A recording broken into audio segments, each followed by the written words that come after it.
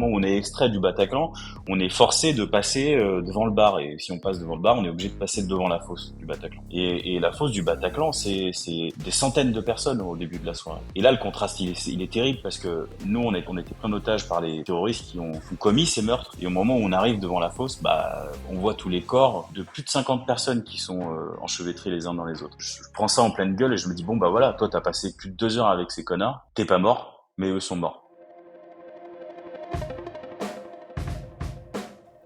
Vous écoutez Les Frappés, le podcast de celles et ceux qui se dépassent. Je suis votre hôte Loïc, ancien sportif de haut niveau en judo, coach préparateur mental et amoureux d'activités outdoor en tout genre. Ma conviction, c'est qu'on a tous un frappé au potentiel exceptionnel qui sommeille en nous. J'ai créé ce podcast pour vous faire découvrir des femmes et des hommes qui ont osé le réveiller. Mes invités sont des athlètes de tout niveau, des aventuriers professionnels, des voyageuses au long cours, des entrepreneuses ou encore des militaires, des forces spéciales. Toutes et tous partagent à mon micro des récits inspirants qui vont vous faire passer à l'action. Attention, une écoute régulière peut entraîner des changements positifs irrévocables dans vos vies. Il a traversé l'enfer et en est ressorti vivant, mais changé à vie. David Fritz Goppinger était au Bataclan le soir du 13 novembre 2015, lorsque les terroristes de l'État islamique y font irruption pour y semer la mort. Quelques minutes plus tard, il est pris en otage.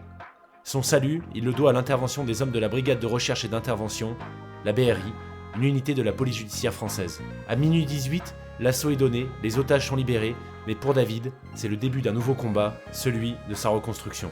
Je vous préviens, il est possible que cet échange réveille de vieux souvenirs enfouis liés à cette journée tragique. Ça a été le cas pour moi.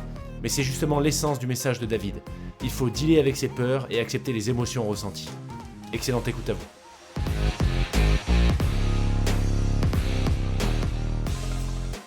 Parfait, et écoute, bienvenue David sur le podcast, je suis super content de te recevoir, merci beaucoup de t'être libéré pour cet échange. Merci à toi de me recevoir, je suis ravi. Écoute, le plaisir est pour moi, ravi une fois de plus de te recevoir David.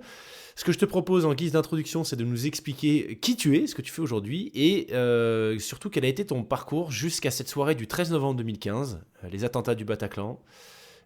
Tu t'y trouvais au Bataclan, tu étais pour le coup aux premières loges et tu as également fait partie de la dizaine de personnes qui ont été pris en otage par les terroristes avant d'être libérés par les hommes de la BRI.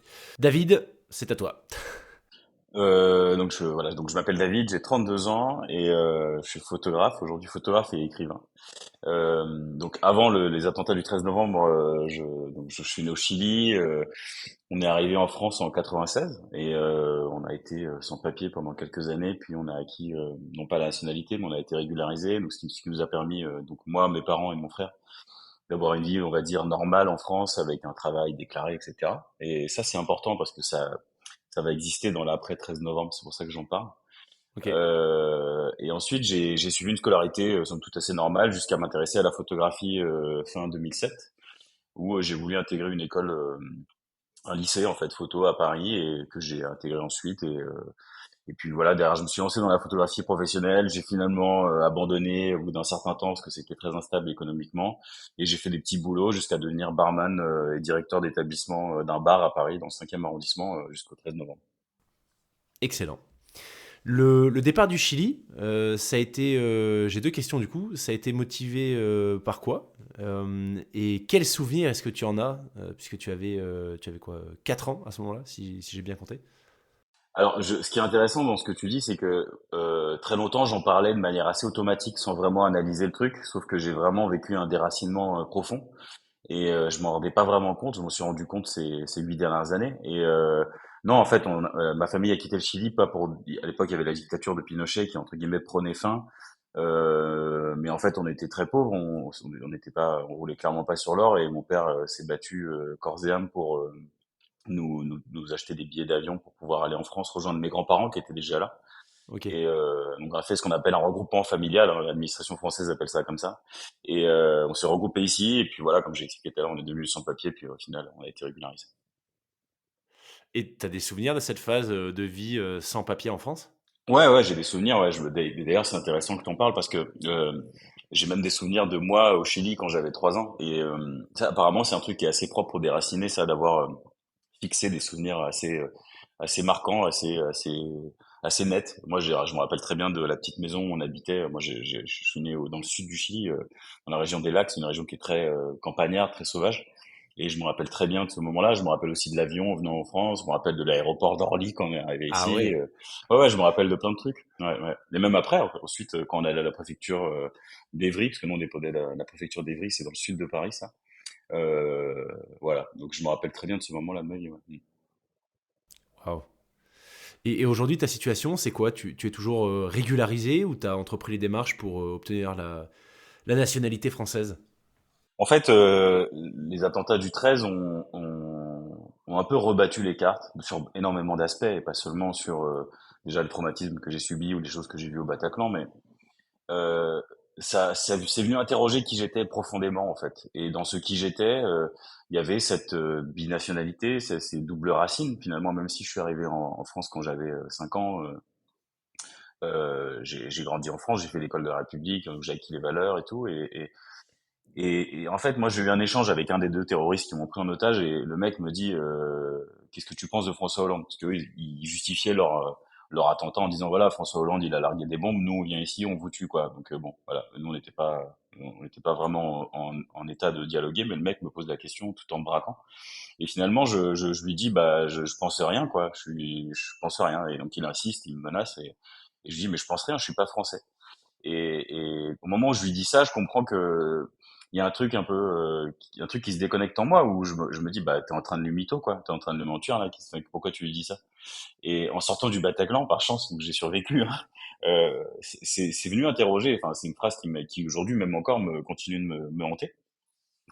Et je me suis dit, en sortant clairement du Bataclan, je me suis dit, bon, bah, je veux devenir français, en fait. Il est hors de question que cette question reste, entre guillemets, un mystère, et que je dise éternellement à ce terroriste dans ma tête, non, je suis pas français. Non, je suis français. Et donc, un an après, j'ai demandé la nationalité, enfin la naturalisation.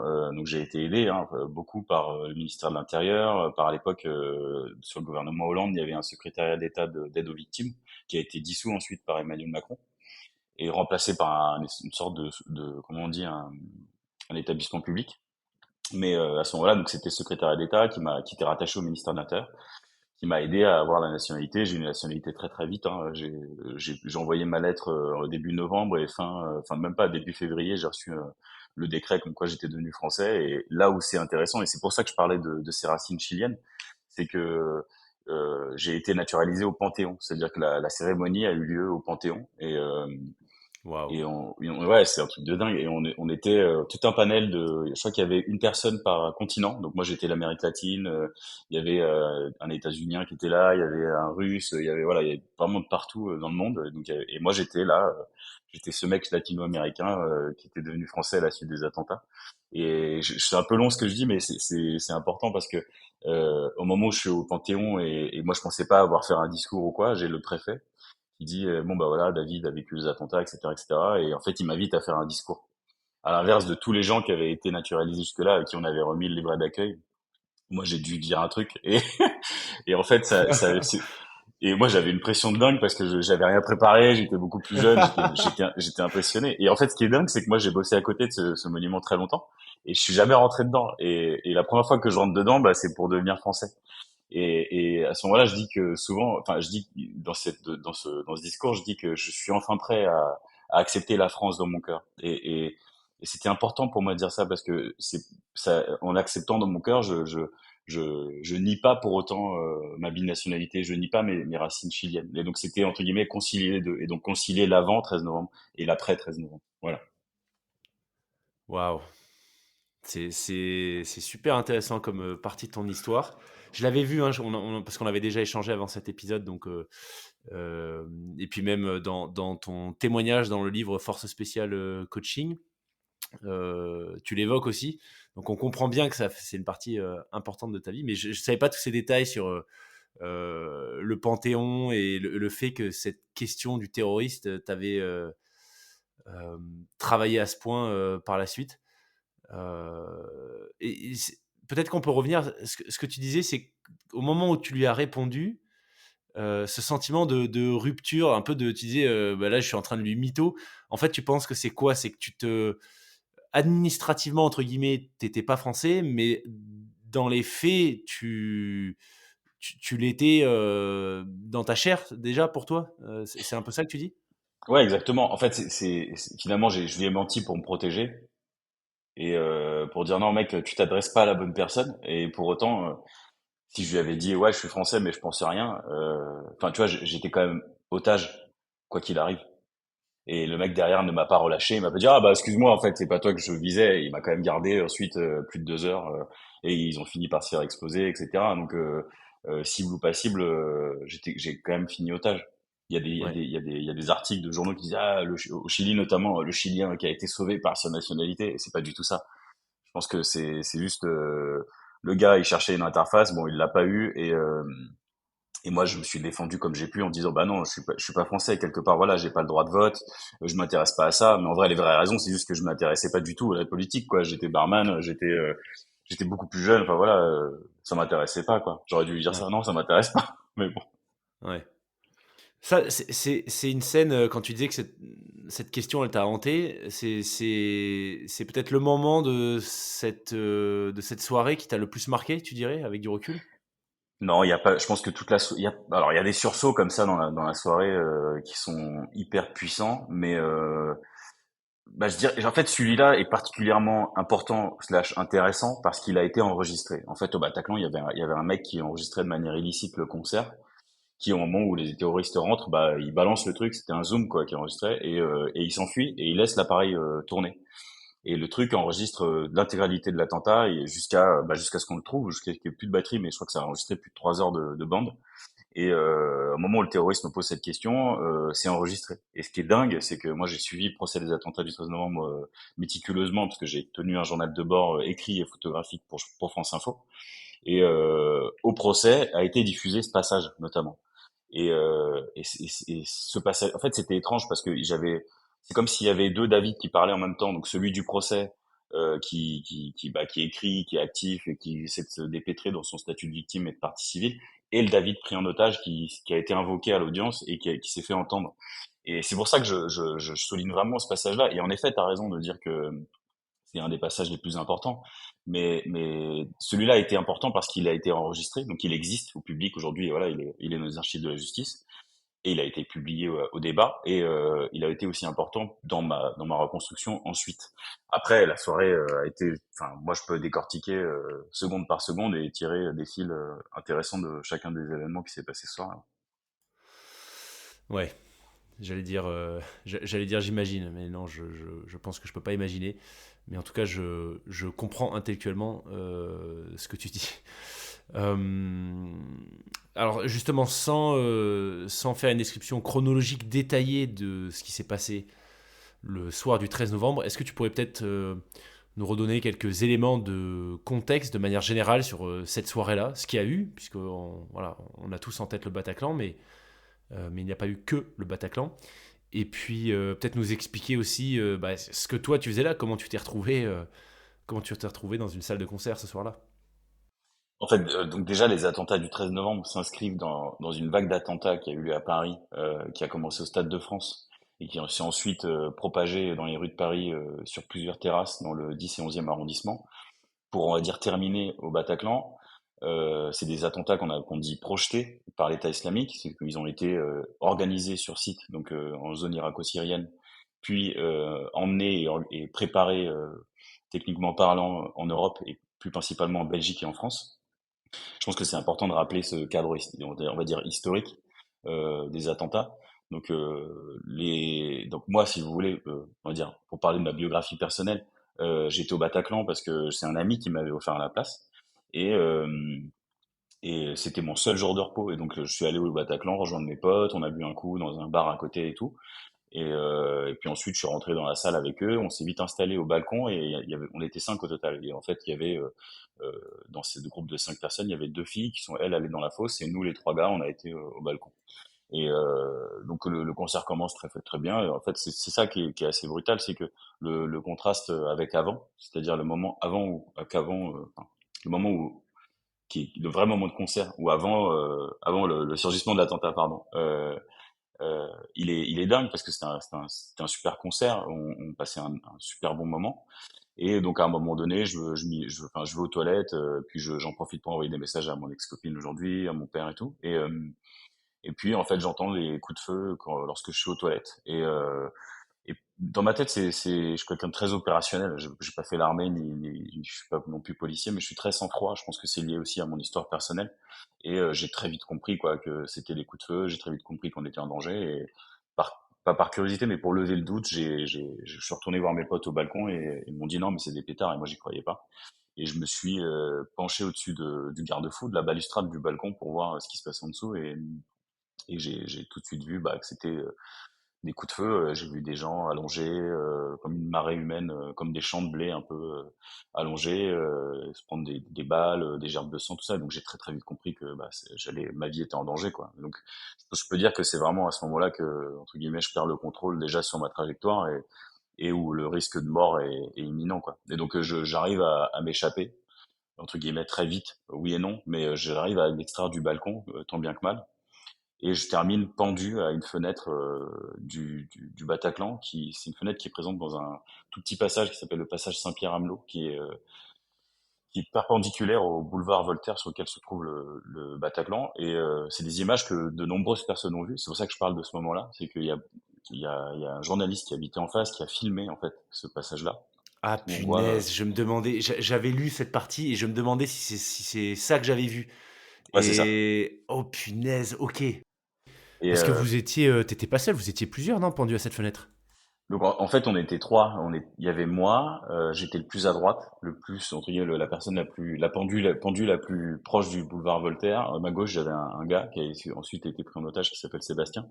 Et en dessous, il y avait une femme enceinte. Et justement, le propos de cette vidéo est terrible parce que on entend la voix de cette femme qui supplie le mec à mes côtés de l'aider parce qu'elle va lâcher et qu'elle risque Oh de mourir, punaise, quoi. ouais, je me rappelle, Et ça y donc, est. c'est pour ça que tout à l'heure je disais que j'aurais pu décortiquer Waouh. n'importe quel moment de l'attentat. C'est qu'il n'y a pas de moment plus ou moins, tous sont très intenses et c'est ça qui crée le trauma au fond.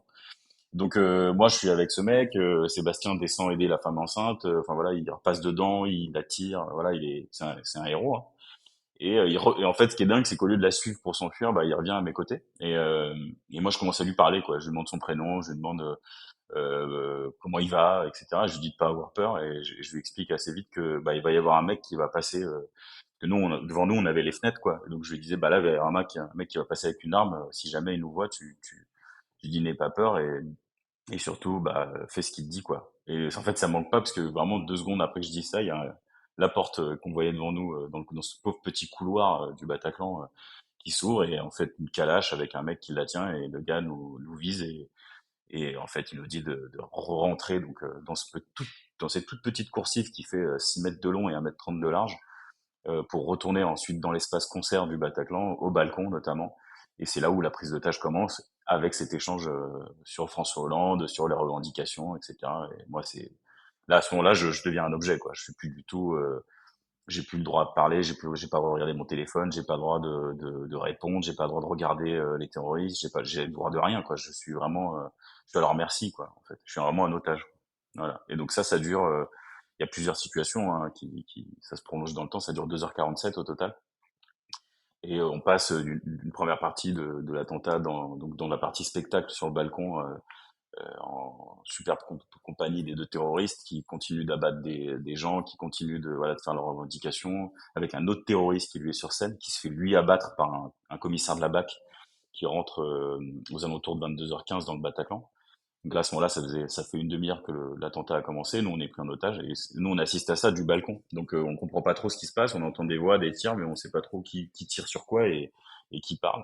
Puis il y a une explosion qui survient et les deux terroristes nous ordonnent de retourner dans cette toute petite coursive de 6 mètres de long et d'1,30 m de large. Et c'est là que se passe réellement toute la prise d'otage, avec beaucoup plus tard, donc 2h47 plus tard, l'intervention de la brigade de recherche et d'intervention et en fait notre libération et la neutralisation des terroristes, quoi. Donc ça dure voilà 2h47 au total avec des scènes qui sont plus dingues et plus en vrai tarées parce que même moi quand j'y pense j'y crois pratiquement plus quoi les unes que les autres et donc au fond le fait que la BRI rentre et qu'ils fassent tous preuve que tous les hommes de la colonne fassent preuve d'un professionnalisme euh, vraiment d'élite pour nous sortir de là vivant et surtout sans encombre pas blessés ni quoi que ce soit quoi. Voilà. Waouh. Et donc, au moment où la BRI intervient, c'est là où tu rencontres le fameux Ramsès. Exactement. Et en fait, c'est drôle que tu dises ça parce que j'avais dans ce que j'ai écrit dans ce livre, je crois que j'ai appelé ça la chute de Ramsès. Ouais. Euh, Parce que bon, Ramsès c'est quand même un pharaon. C'était, il me semble, un des pharaons les plus importants de l'Égypte ancienne ou l'Égypte antique. Voilà, les historiens me jetteront des pierres, hein, désolé. Mais voilà, je trouvais le jeu de mots intéressant parce que le bouclier Ramsès, au moment où il rentre, donc le bouclier Ramsès, pour rappeler, c'est le bouclier opérationnel de la BRI. C'est un bouclier qui est sur roue, qui pèse plus de 200 kilos, complètement monté. C'est-à-dire que c'est un panneau, donc comme vous pouvez imaginer un bouclier avec du Kevlar, et puis ensuite on peut accrocher dessus des plaques qui vont renforcer l'ensemble de ce sarcophage. Et, euh, et donc les hommes de la BRI sont planqués derrière et progressent dans le couloir. Sauf que dans les plans qu'ils avaient du Bataclan, manquaient des toutes petites marches qui étaient à l'entrée de ce couloir. Et donc au moment où les hommes de la BRI rentrent et qui se font tirer dessus, c'est-à-dire qu'il y a un des deux terroristes qui est devant moi et qui décharge son arme, donc qui tire 27 coups de feu sur le bouclier. Le numéro un, enfin le numéro un de colonne avance avec son bouclier, fait tomber le bouclier et toute la colonne se retrouve à découvert. Et c'est pour ça que j'ai appelé ça la chute de Ramsès. C'est que Ramsès tombe, mais derrière restent ces hommes qui vont à l'avant du danger et qui vont nous sauver, quoi, en fait. C'est vrai qu'il est toujours exposé, enfin exposé, que c'est la première chose que tu vois quand tu rentres dans les locaux de la BRI, le Si, bouclier? ouais, on peut dire qu'il est exposé. Ouais, exact. En fait, Ouais. donc les locaux de la BRI ont été un peu refondus. Donc c'est au 36 quai des Orfèvres. Les locaux historiques étaient ce qu'on appelle dans les combles, hein, c'était vraiment tout en haut du 36. Et là aujourd'hui, c'est dans un autre endroit, on va dire. Et en effet, quand on rentre dans ces nouveaux locaux, on peut dire qu'il est exposé, il est sous verre, voilà, il a sa place, il a son importance aussi parce que ce soit pour les hommes de la BRI qui tous les jours passent par là et s'abreuvent finalement de la mémoire que transporte cet objet et les autres personnes, c'est-à-dire que moi je fais partie des ex-otages, moi j'y vais, bah bien sûr ça me renvoie à mon histoire, ça me renvoie au fait que ce bouclier il a encaissé les 27 balles que j'aurais pu me prendre ou qu'on aurait pu se prendre nous les otages. Et je pense aussi à ces gens qui visitent, à ces autres policiers, les autres services, peut-être aux magistrats, aux juges, j'en sais rien, aux avocats, j'en sais rien, à tous les gens de l'extérieur finalement qui viennent Ouais. au 36 quai des Orfèvres et qui voient cet objet qui est lourd de sens dans tous les sens du terme. Et il est lourd parce que il nous a protégés, il a protégé les hommes, il a encaissé les balles, il a fait son rôle, voilà. Et il transporte surtout la mémoire de cette soirée. Voilà. Punaise, par où commencer? Enfin, par où commencer? Par où continuer? Mm. C'est un peu l'enjeu. Peut-être, au moment où tout bascule, hem, intellectuellement, par quelles étapes est-ce que tu passes? Est-ce que tu as le sentiment, tu vois, aujourd'hui, avec des années de recul, j'imagine beaucoup de réflexions, d'analyse et cetera, que tu es un peu resté dans un état de sidération du début à la fin, où enfin, globalement, tu vis la scène, mais sans y être, tu vois? Ou, heu, peut-être plus totalement en possession de tes moyens, ou est-ce qu'au contraire, c'est beaucoup de recul et une analyse un peu, tu disais que tu fais ton histoire, tu es plutôt opérationnel. Donc est-ce que tu as eu une analyse assez froide, rationnelle de te dire: «OK, bon là, attentat, là, je suis pris en otage, voilà ce que je fais, je me mets dans un coin, je fais pas de bruit, ta ta ta». Enfin, tu vois, intellectuellement, comment est-ce que tu processes, un événement comme celui-ci quand tu le vis directement, en tant que victime, à l'instant T? En fait, c'est une très bonne question parce que et qu'on va pas souvent poser en vrai. Intellectuellement, je pense que l'intellect, ce qui est intéressant, c'est que l'intellect n'a pas vraiment sa place. C'est-à-dire que le danger imminent, qui est en fait le danger de mort, euh, typiquement quand j'ai été motard, quand on a un accident de moto, et j'ai eu des accidents de moto, on n'a pas vraiment le temps de réagir au fond. Ça va tellement vite qu'on a peur de mourir, mais ça dure une fraction de seconde. Et j'ai aussi l'autre expérience qui fait que bah moi j'ai vécu un accident de moto, on va dire, qui a duré 2h47 avec deux motos armées face à moi. Ouais, C'est une voilà, image ouais, c'est ça. un peu rigolote, mais quelque part ça va parler de la même chose.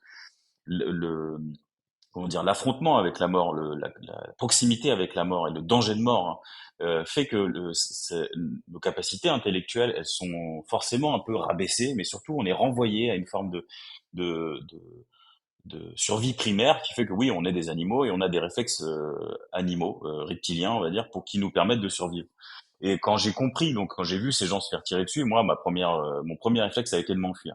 Mais il a été de m'enfuir le plus intelligemment possible, jusqu'à arriver à cette toute petite coursive, puis la fenêtre. Bon, c'était pas hyper intelligent et certains hommes de la BRI avec qui j'ai noué une amitié m'appellent le GECO, mais voilà, j'ai fait comme j'ai pu. Et on est finalement, on a été plusieurs à se réfugier là. On a été plusieurs ensuite à essayer de monter sur le toit du Bataclan en se planquant sur ces fenêtres.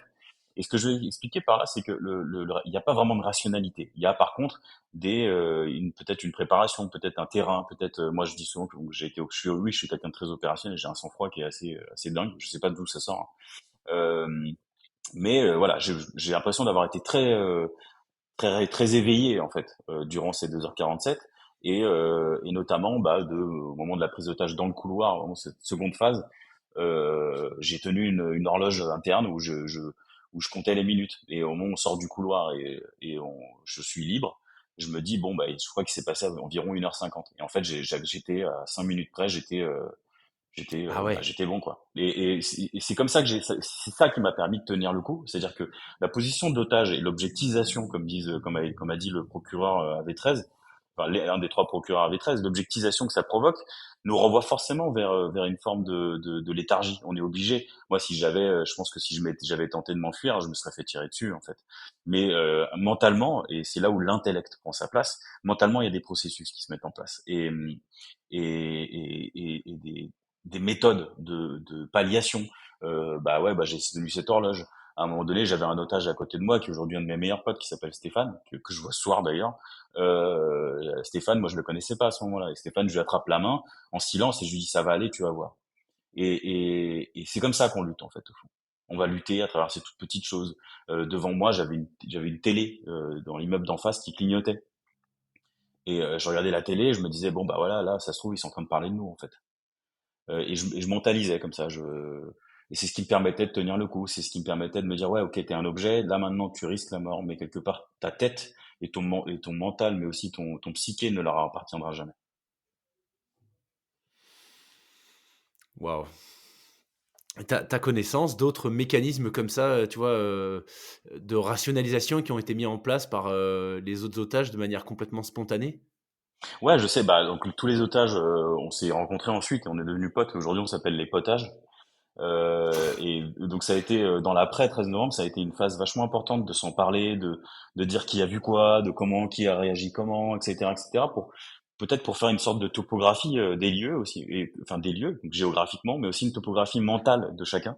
Et par exemple, Stéphane lui dira, bah moi j'ai perdu espoir, quoi. Je pensais que j'allais crever du début à la fin. J'ai vraiment et d'ailleurs on intervient très souvent en classe et il se moque un peu gentiment de moi en me disant bah toi t'es un peu naïf d'avoir pensé que ça irait et donc moi je lui dis bah ouais mais j'y ai pensé mais regarde on est là donc finalement j'avais pas si tort que ça et donc on est tous passés par des chemins un peu différents.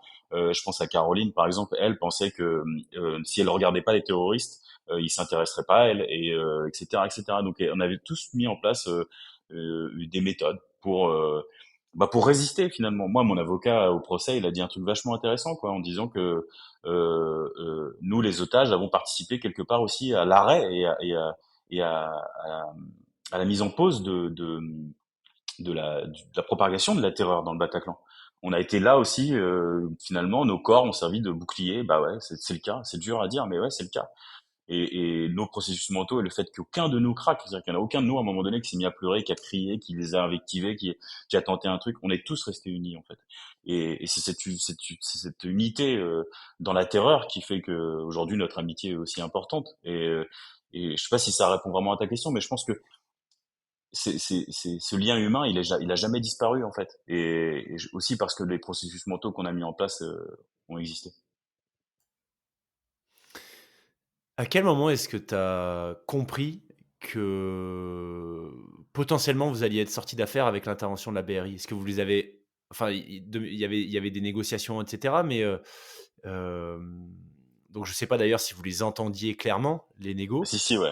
Ouais, c'est une Ouais? bonne question. C'est une bonne question parce qu'en fait, donc moi j'écoutais tout, hein, et en effet il y avait des coups de fil qui étaient passés. Au total, il y a 6 appels qui ont été passés à travers le téléphone d'une des otages qui s'appelle Marie.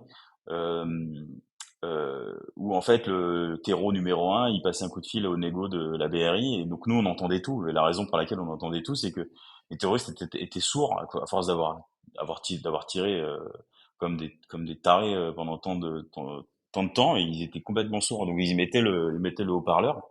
Et donc on entendait le négo qui temporisait, qui disait non mais écoute là on a des blessés, on peut pas, laisse-nous 5 minutes, je te rappelle vraiment, ça va aller, enfin vraiment on va trouver un terrain d'entente quoi. Et en fait le terroriste au fur et à mesure le rappelait, et le négo disait non non mais laisse-moi vraiment un peu de temps, sincèrement je vais revenir vers toi, t'inquiète, il le rassurait à chaque fois.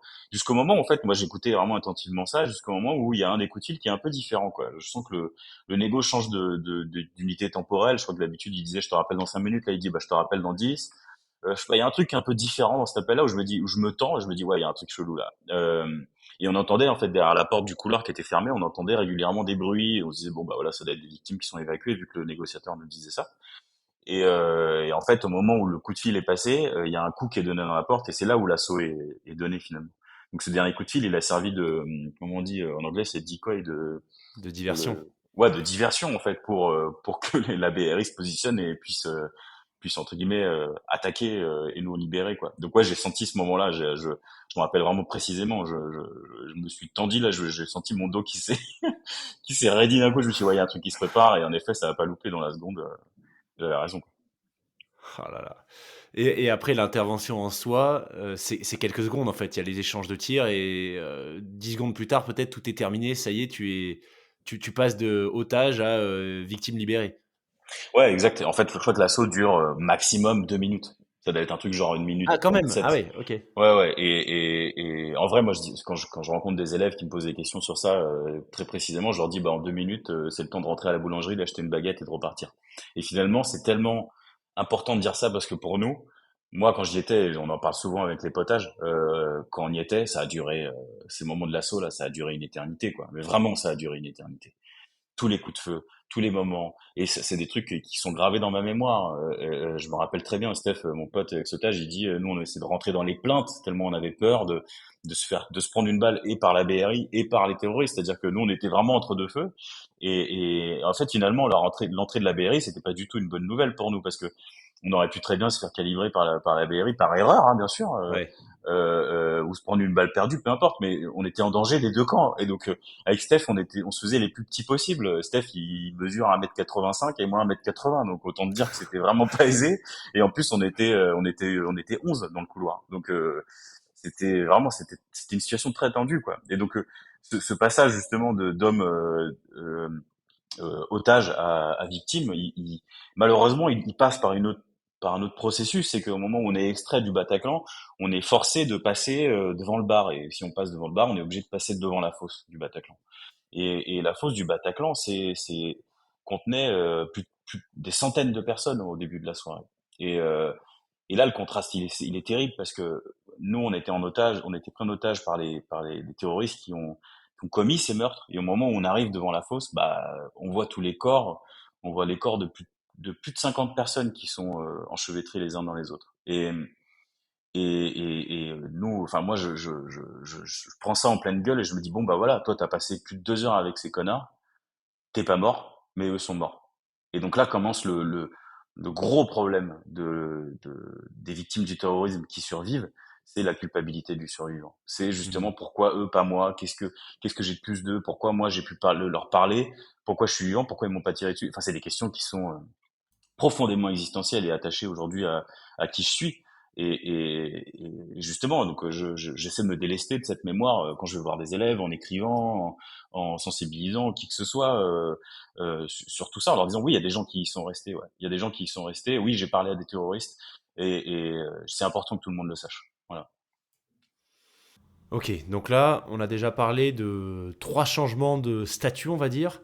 Le fan qui est à son concert, qui devient victime d'attentat, qui devient otage, qui devient ex-otage après quelques heures.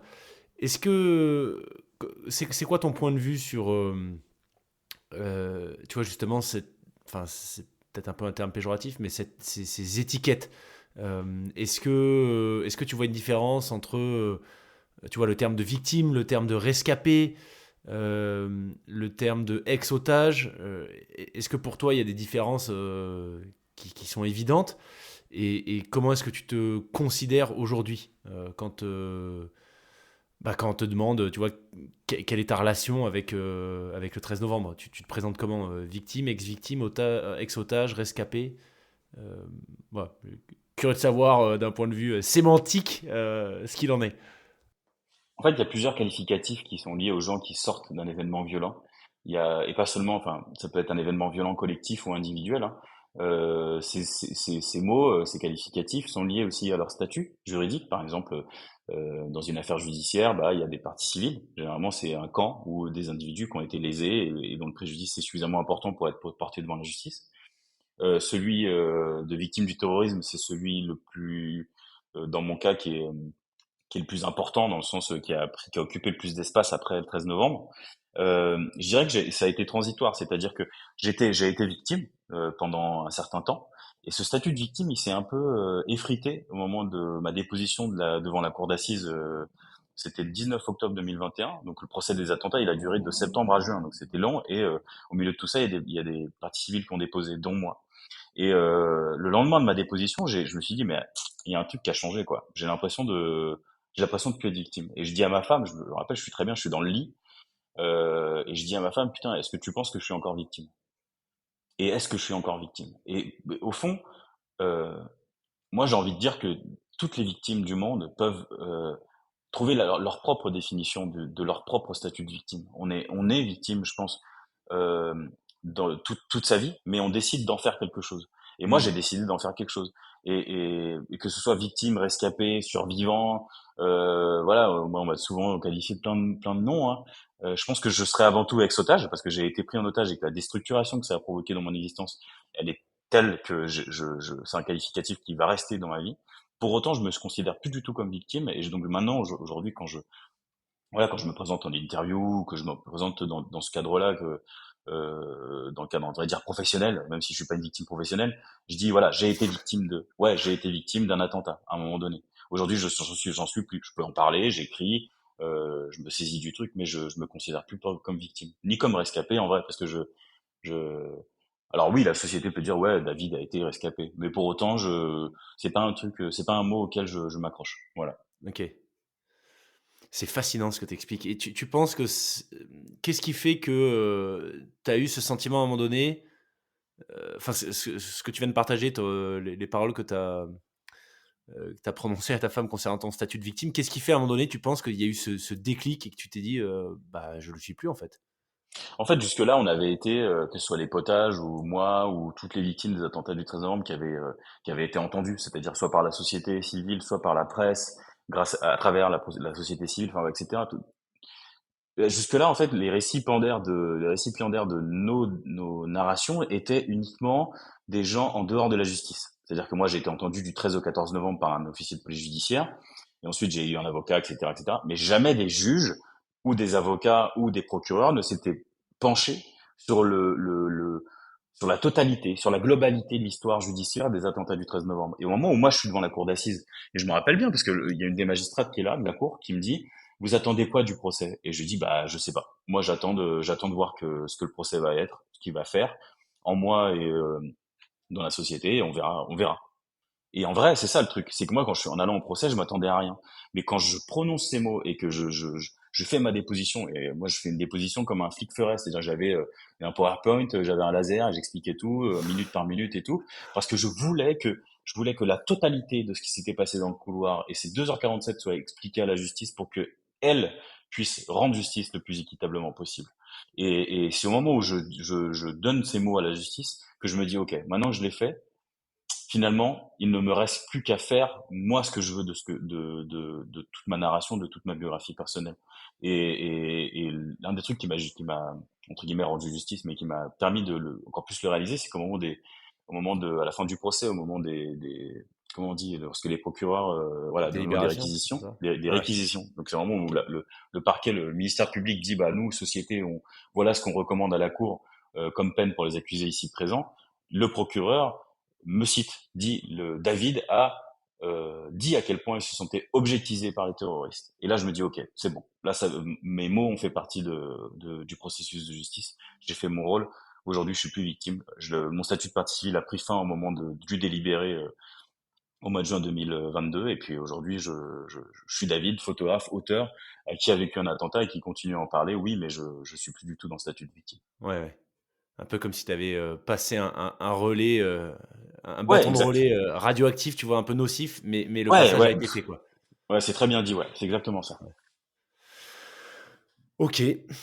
Je serais curieux de savoir, peut-être bon, on va pas trop, on pourrait faire un podcast, je pense, qui dure 2 jours, sur l'expérience, enfin, sur ce qui, tu vois, tout ce qui s'est passé lors de cette soirée, l'événement en tant que tel, mais tout de suite après, comment ça se passe, en fait, ta prise en charge? Parce que enfin, ça devait être un tel bazar absolument partout, des gens blessés, des morts à évacuer, de l'information qui tombe de tous les côtés. Tu le disais, des attentats, en fait, bah, oui, il y a eu plusieurs sites où ça s'est produit. Donc, je suppose que la situation devait être absolument chaotique du côté des forces de l'ordre, des secours, etc. Toi, vous êtes secouru, tu sors du Bataclan, il se passe quoi en fait? Il y a quelqu'un qui s'occupe de vous en particulier, qui tout de suite, prend des informations, vous interroge, vous demande comment ça va et cetera? Ou c'est un petit peu flou justement? Alors nous, entre guillemets, la chance qu'on a eue, c'est d'arriver en fin de soirée, c'est-à-dire qu'on n'a pas vraiment eu affaire au chaos que les premières victimes sortant du Bataclan ont pu assister. Nous, on a été très vite parqués dans une cour d'immeuble rue Oberkampf. Donc la rue Oberkampf, c'est encore une rue qui croise le boulevard Voltaire, qui est perpendiculaire au boulevard Voltaire. Et dans cette cour, il y avait il y avait plein d'autres victimes dans le Bataclan et donc bah on comprend qu'il y a des gens, bah moi par exemple c'est là où je retrouve la trace de mes potes avec qui j'étais plus tôt. Donc moi j'apprends que tous mes potes sont en vie, donc je suis soulagé déjà. Et ensuite, bah très vite on est là. Moi je me rappelle, j'avais arrêté de fumer, je refume une clope. On boit de l'eau parce qu'il y a de l'eau à disposition qui a été mis à disposition par des voisins. Des voisins tirent des câbles avec des multiprises pour que chacun puisse charger son téléphone. Enfin, il y avait toute une espèce d'élan de solidarité populaire et en même temps, enfin de la société et en même temps des policiers et de la protection civile qui étaient là. Et ça dure environ une demi-heure. Donc il doit être minuit et demi, minuit 45 au moment où un flic rentre dans la cour et il crie. Donc il dit silence et tout. Donc tout le monde fait chut. Et c'était un moment vachement cinématographique parce que c'était en pleine nuit, et on était plein. Et ce policier dit bon bah va falloir vous mettre en rang parce que là on va prendre vos dépositions. Et moi en fait finalement je sais pas trop comment je sais, mais je sais que je dois dire le plus vite possible ce que j'ai vu. Et donc là je grille tout le monde dans la queue, je vais tout devant et je dis au mec voilà, je m'appelle David, j'étais avec les terroristes. Et il me dit, mais il rigole, enfin, gentiment, il rigole, il me dit, mais tout le monde était avec les terroristes. Et je lui dis, non, j'ai passé plus de 2 heures avec des terroristes armés et j'ai été otage. Il me dit quoi? Je lui dis, bah ouais. Et il me dit, ok. Donc il me sort de la cour, il me dit, tu vas là-bas. Et en fait, il me pointe du doigt un bar qui faisait langue à l'époque, il s'appelait le Baromètre. Et en fait, c'était le QG opérationnel de la préfecture de police et notamment enfin pas de la BRI, mais de tous les services de sécurité qui étaient en lien avec ce qui se passait au Bataclan. Et donc je vais là-bas avec mes potes et je me rappelle bien parce que j'avais froid et je rentre dans ce bar et je dis bah j'ai ce policier là-bas qui m'a dit de venir parce que j'étais otage. Il me dit mais pourquoi? C'est une femme qui me ressemble. Et je lui dis bah je sais pas. Il m'a dit que je devais venir là. Et la dame me dit bah il y a un bus là juste derrière vous. C'est un bus RATP affrété exprès pour le transport des victimes. Vous prenez ce bus là et il va vous emmener au 36 et c'est là-bas que vous serez auditionné. Et donc là je prends mes potes, je vais dans le bus et dans le bus enfin c'est un bus comment dire qu'il atteindra jamais son terminus ce bus quoi. Il est chargé de victimes, voilà, il y a du sang sur les vêtements. Je me rappelle bien du regard du chauffeur qui est là et qui comprend à peine ce qu'il fait là. Et en fait, bah, ce bus nous emmène au 36 quai des Orfèvres.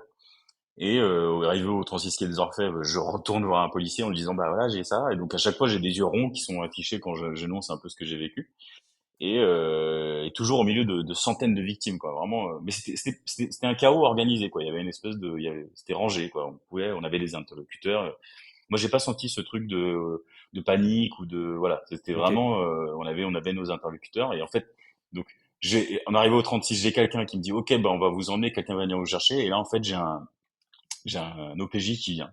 Et je me rappelle très bien de ce moment parce que cet OPJ, il était marqué, quoi. Il avait vraiment une tronche de flic, un peu comme dans les films, avec des traits tirés, une odeur de cigarette, de café. Et il me dit, c'est moi qui vais vous auditionner au Monte. Donc là, on emprunte les marches historiques du 36 quai des Orfèvres et il m'emmène dans son bureau et il m'auditionne pendant près de 3 heures, je pense, où en fait je raconte tout dans les moindres détails, tout, vraiment. Et à la fin, il me dit, bon, voilà, faut signer. Donc, il me fait signer et il me met sur une chaise. Et c'est un peu absurde parce qu'il me dit, il me met sur une chaise, il dit, bon, attendez là, je reviens. Et en fait, j'attends une demi-heure et le mec revient pas. Et je le recrois, je lui dis, mais pourquoi on m'a demandé d'attendre? Il me fait, non, non, non, en fait, vous pouvez y aller. Du coup, j'ai attendu là Ah et ouais. je pense que j'ai dû quitter le 36 vers 4h30, 5 heures du matin.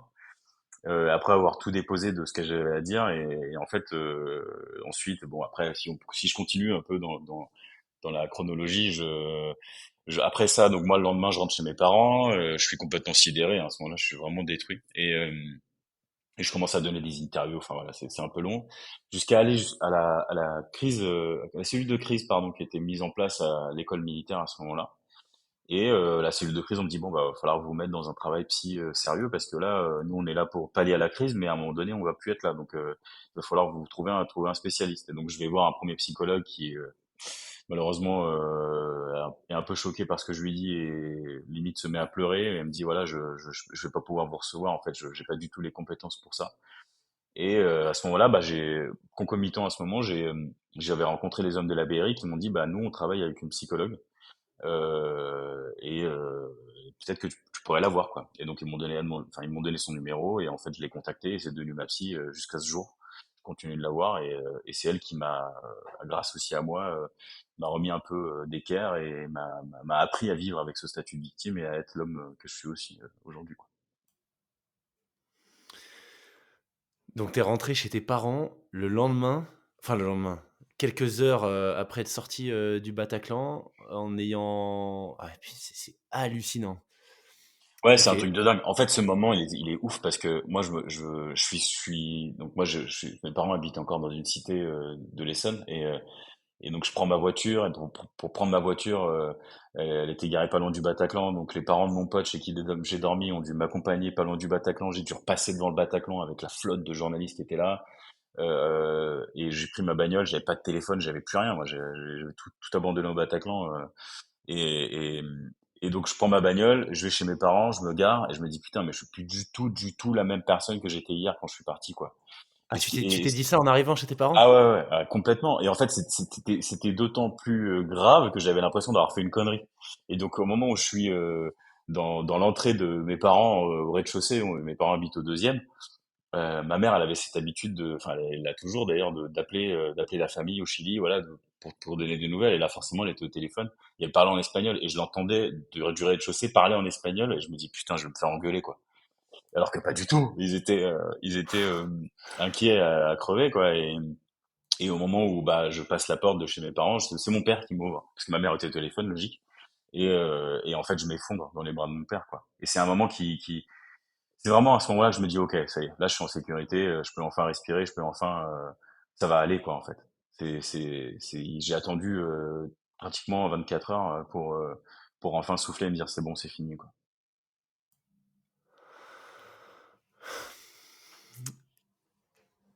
Aujourd'hui, enfin, comment est-ce qu'on tourne la page sur un événement à plus long terme? Tu vois, là, tu viens de nous parler, le moment dans les bras de ton père que tu évoques, c'était finalement, c'était immédiatement après, mais est-ce est-ce qu'on peut tourner la page d'un truc comme ça? Je Complètement, pense je veux qu'on peut, dire? non, je pense qu'on peut, c'est pour ça que je dis souvent que bah je suis victime, je suis plus victime, mais en même temps je continue de manipuler un peu l'objet quoi. Je pense qu'on peut pas vraiment passer à autre chose. Les gens qui diront ouais je suis passé à autre chose, c'est pas vrai. Ce serait nier une partie de la mémoire, ce serait nier une partie Ouais. de son traumatisme, ce serait nier. Mais après, on a tous une manière complètement différente et bien à soi de trouver les choses qui nous réparent, les choses qui nous emmènent sur d'autres rivages, etc., etc. Moi, il a été nécessaire d'embrasser l'histoire du 13 novembre pour comprendre qui j'étais, pour comprendre ce que ça tirait en moi, pour comprendre qui j'étais devenu, pour comprendre pourquoi, bah, quand je suis arrivé le lendemain, j'avais peur d'entrer chez mes parents, par exemple. Et si je n'étais pas passé par ces endroits-là, je pense qu'aujourd'hui j'en aurais, enfin j'en chierais encore pas mal quoi. Après, je vais être honnête, hein, Il y a des moments de ma vie là en ce moment ça va on va dire par rapport au PTSD tout ça ça va. Mais en novembre dernier, peu avant la date anniversaire des attentats, j'ai fait un concert, j'ai fait une crise d'angoisse de dingue dedans comme je l'avais pas fait depuis très longtemps, alors qu'on était 8 ans après quoi. Et c'est pour ça que pour moi dire passer à autre chose, ce serait dire ouais bah ouais je suis passé à autre chose, plus jamais il m'arrivera ça. Sauf que moi je te mens Ouais. pas. Hein. Au moment où je te parle, je te décris ça, bah j'y repense. Avant j'y repensais, hier j'y repensais, la veille aussi. Le soir en me couchant j'y repense. Des fois je suis à un dîner avec des amis. Bah, j'y repense, etc. Et donc, si je dis ouais, je suis passé à autre chose, ça dit aussi que j'y repense pas, ce qui est faux. Ouais. Là où en fait, la différence, c'est que j'y repense, mais ça a plus du tout la même intensité ni le même sens dans mon quotidien. C'est ça la différence en fait. C'est quel sens je donne à ces pensées, c'est quel sens je donne à mon statut de victime. Et aujourd'hui, mon statut de victime, il est porté vers les autres, vers les élèves que je rencontre, vers les actions que je fais, vers les écrits que je mène et les photographies aussi que je fais. Et le sens, bah, malheureusement, je suis obligé de dealer avec. Donc ma vie est Ouais. à tremper dans ça. Aujourd'hui, je suis obligé de dealer avec ça, quoi. On va parler de ce que tu fais aujourd'hui, mais juste avant ça, je serais curieux de savoir, tu parlais que finalement, c'est ce qui t'a permis de te poser des questions, existentielles sur qui tu es, ton parcours jusqu'à ce 13 novembre 2015 et cetera. Tu dirais que ça a été quoi les plus grands apprentissages que tu as fait sur toi-même, du fait, tu vois, de ce que tu as pu vivre? Je pense que une des premières grosses gifles que je me suis pris, en fait, il y en a eu plusieurs, hein, mais ma rencontre avec Stéphane, elle a été hyper puissante parce que Steph, c'est le mec qui était à côté de moi, à qui j'ai chopé la main pendant la prise d'otage.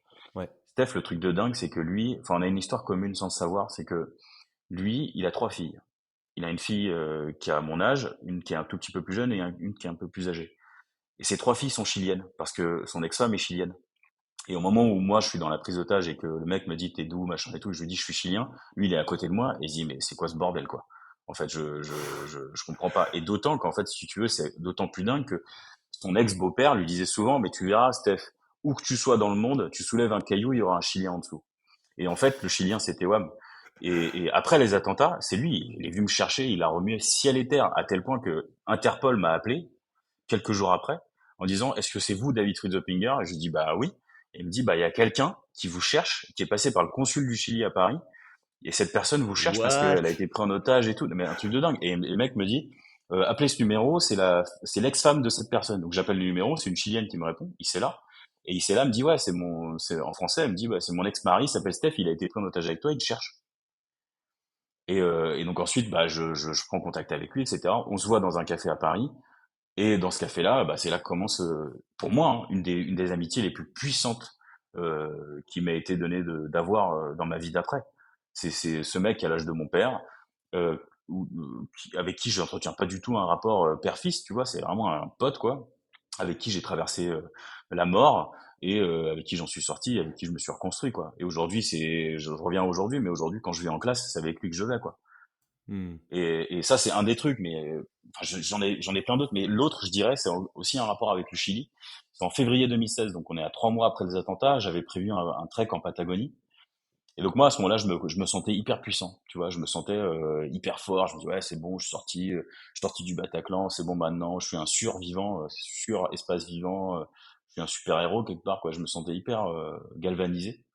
Et je vais là-bas en me disant ouais ça va aller et tout, et sauf que la Patagonie c'est à 14 000 kilomètres de Paris. Moi j'avais laissé ma copine qui est aujourd'hui ma femme à Paris quoi, et j'arrive là-bas et je me sens seul et je me sens mal et en fait je commence à faire des crises d'angoisse sur crises d'angoisse et je me dis ouais je suis dans la merde, et donc j'ai dû tout abandonner.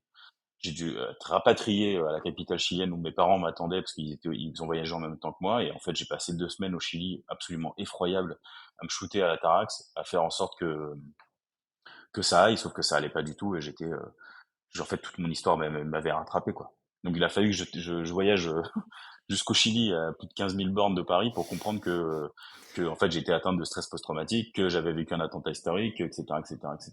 Donc ça a été vraiment le début entre guillemets le début des emmerdes, mais aussi le début du mieux parce que c'est à partir de ce moment-là que j'ai commencé à vraiment sincèrement voir ma psy et lui dire tout et n'importe quoi pour réussir à comprendre comment j'étais transformé, quoi. Le fameux, PTSD. Ouais. C'est un terme, tu en avais entendu parler avant, avant que ça te Ouais, concerne?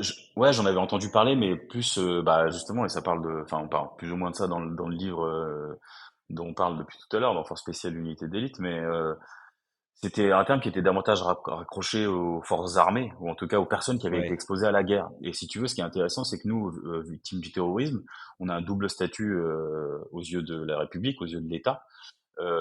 C'est qu'on est aussi victime civile de guerre. Et ça nous affilie automatiquement à l'Office national des anciens combattants.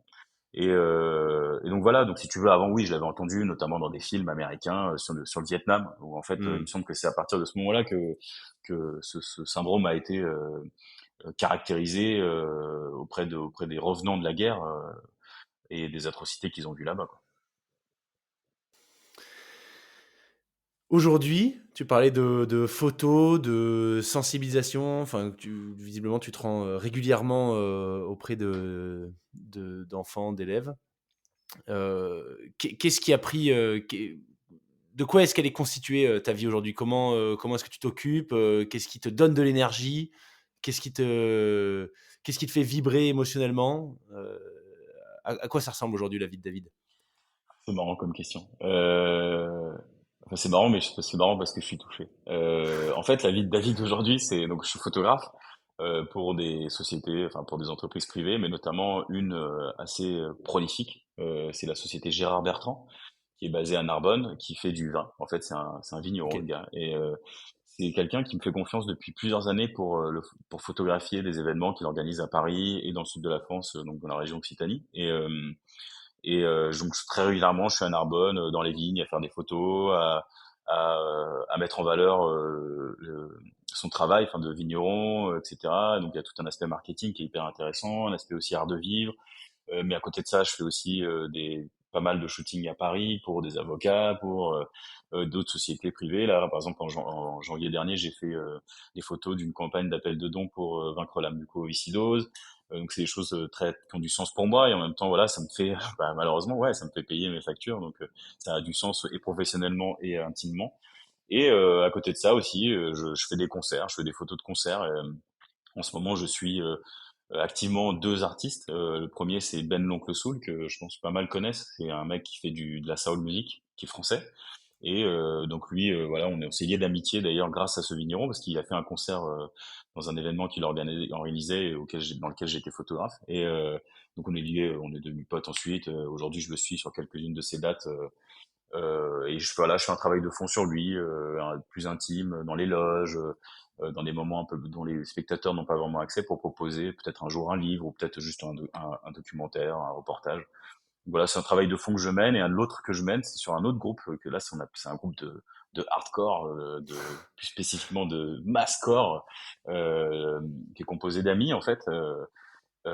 Qui s'appelle Lugosi et eux jouent dans des toutes petites salles parisiennes un peu obscures et qui en même temps colportent des valeurs qui sont très très puissantes de non-violence, d'acceptation, voilà, prônent une sorte de fin de la haine quoi. C'est pas parce qu'on écoute de la musique qui peut paraître violente qu'on doit participer à de la violence et c'est ça qui m'intéresse et notamment parce qu'ils ont été c'est des amis de longue date et ils ont été aussi marqués par les attentats du 13 novembre parce que ils connaissaient tous quelqu'un qui y était et Hmm. moi et d'autres quoi. Et donc ça marque aussi leur façon d'exprimer la musique. Et donc voilà, je gravite un peu partout. En même temps, voilà, je fais une confession, mais j'ai recommencé à écrire. Donc, on peut dire que Ah, je suis en train d'écrire la suite de mon premier livre, qui s'appelle Un jour dans notre vie, qui a été publié aux éditions Pygmalion.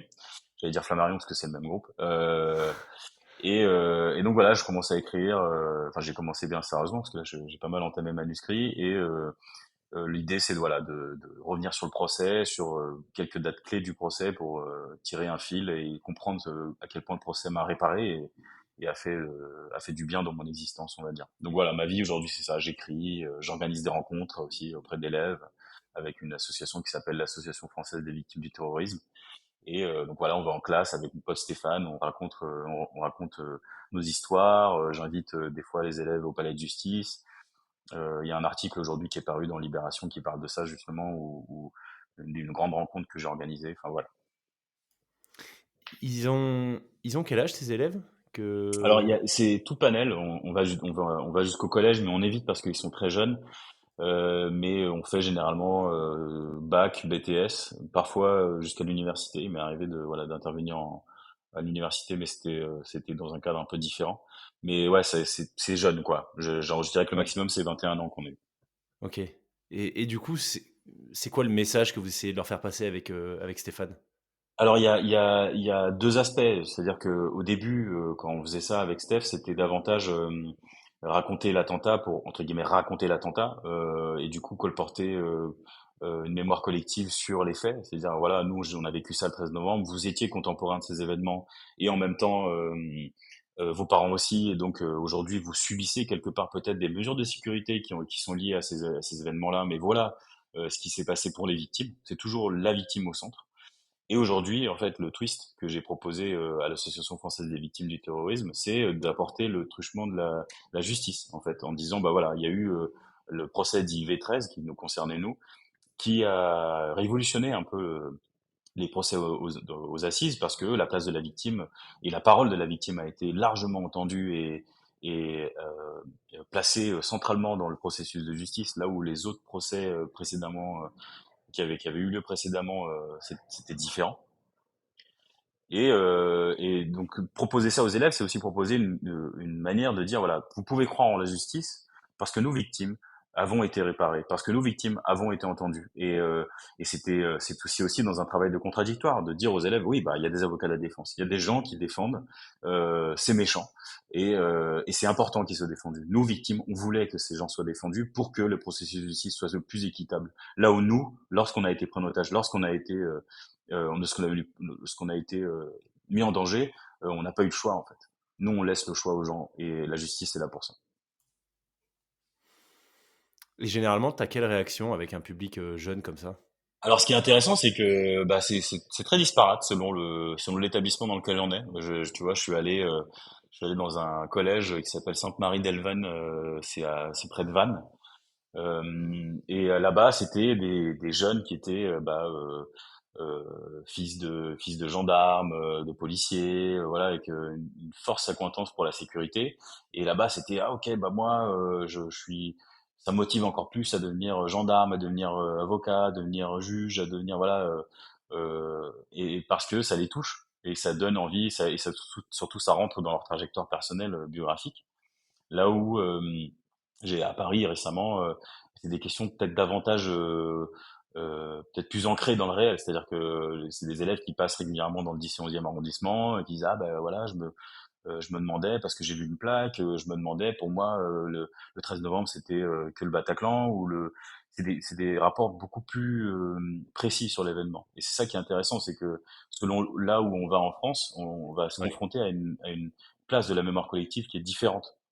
Et moi, par exemple, j'adorerais aller, j'en sais rien, aller à l'étranger, je sais pas, à Berlin. Moi, j'adore Berlin, j'adore cette ville. J'adorerais aller à Berlin pour raconter ce qui s'est passé, pour voir aussi et entendre à quel point, bah, jusqu'où va la mémoire collective en Europe, par exemple. Ouais. Donc voilà. Enfin, je sais pas si ça répond à ta question, mais je pense que Si, oui. si, ouais, clairement. Clairement. C'est intéressant ce que tu dis sur la résonance de l'événement. Là, je fais un petit partage perso, j'en avais jamais parlé, mais donc moi j'étais à Paris quand il y a eu, quand c'est arrivé, et je travaillais chez Apple, et il y a plusieurs choses qui m'avaient vraiment marqué suite aux attentats. C'était un, tous les messages qu'on avait reçus en interne, tu vois, Hmm. d'autres gens chez Apple, enfin vraiment des trucs incroyables, tu vois, des messages du Japon, des équipes des États-Unis, du Mexique, d'Espagne, enfin absolument partout. Donc ça faisait chaud au cœur de voir à quel point les gens en fait se mobilisaient pour ne serait-ce que soutenir, tu vois, avec des mots gentils, ce qui s'était passé, enfin voilà, suite à ce qui s'était passé en France. Et après, un autre aspect qui m'avait marqué, enfin, je viens d'y repenser quand tu as dit, finalement, la mémoire collective, elle est pas tout à fait la même selon où les gens se trouvent géographiquement. Hmm. Et moi, c'est vraiment un truc qui m'avait marqué, parce que ma famille est pas du tout, enfin, moi, je vivais à Paris, mais ma famille est pas du tout de Paris. Et on n'a clairement pas vécu les mêmes choses post-attentat, tu vois. Bah, Enfin, moi, je travaillais en plein centre, j'étais à Opéra. Et alors, je me rappelle plus exactement. Enfin, je pense que si je dis une bêtise, désolé, mais t'es bien plus calé que moi sur, je pense tu vois, les aspects sécuritaires tout de suite au lendemain des attentats. Mais si j'ai bonne mémoire, enfin, ce dont je me rappelle, c'est qu'il y avait des zones qui avaient été, des zones dans Paris qui avaient été, en gros, définies comme des zones hautement sensibles, dont tout le coin de l'Opéra, tu vois, avec les galeries Lafayette, les grosses boutiques, etc. Et donc, où il y avait, en gros, c'était étonnamment, enfin, je sais toujours pas pourquoi aujourd'hui ça a été le cas, mais les magasins étaient ouverts. Donc, moi, j'étais basé à l'Apple Store d'Opéra.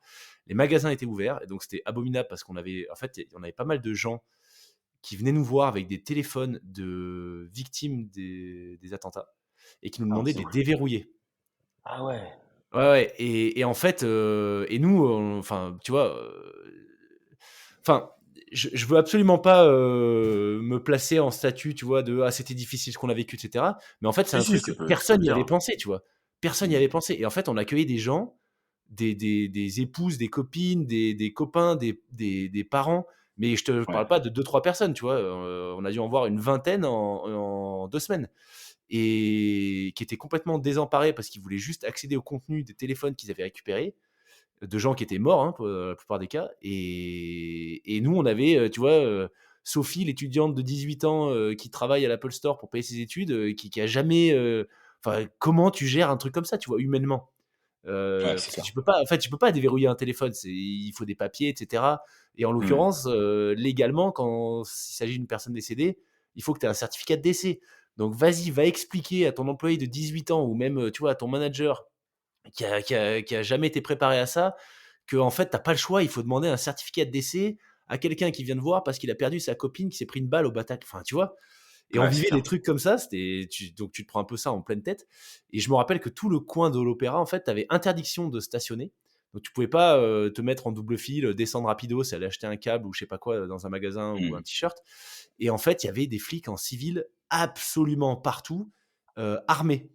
Et on s'en était rendu compte parce qu'il y avait un. Bon, là, je te fais un long partage, hein, mais bon, je sais pas, j'en avais jamais parlé. Je me dis que c'est le moment. On avait un. Il y a un gars qui s'était mis en double fil devant la. Tu vois où il est l'Apple Store de l'Opéra? Oui, bien sûr. Ouais. Donc, vraiment devant l'Apple Store. Enfin, pas en double fil, warning, tu vois.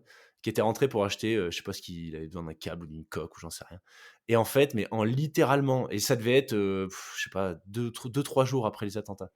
Et en littéralement moins de 2 minutes il y avait 4-5 flics, tu vois, brassard police orange fluo enfilés à la manche, armés dans la rue, en train de regarder ce qui se passait dans la voiture, et ils sont venus le chercher dans le magasin, tu vois. Et en fait, tout ça, et des histoires comme ça, il y en a plein, ça crée un espèce de climat, tu vois, de tension bah, qui est important en fait.